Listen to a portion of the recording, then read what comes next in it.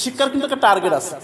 অনেক লম্বা আলোচনা আমি ক্লাসে বলবো ইনশাল্লাহ। আমি শুধু বলতে চাই আমাদের লক্ষ্যটা হবে এরকম যেন আমরা নৈতিকভাবে একেবারে সর্বোচ্চ পর্যায়ে যেতে পারি। কি বলেন?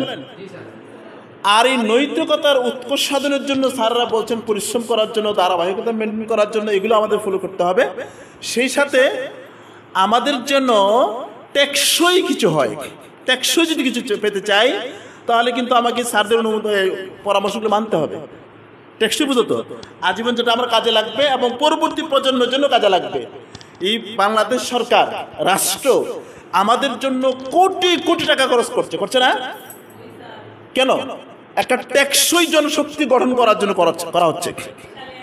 আর সেই টেকসই জনগোষ্ঠীকে তৈরি করার জন্য তোমাদেরকে একটা ফর্মে আনা হয়েছে। সেই ফর্মে যদি তোমরা ফরম্যাটেড না হও, তৈরি না হও, তাহলে আমাদের সকল আয়োজন কি হবে? ব্যর্থ হবে। আমরা সেটা চাই না।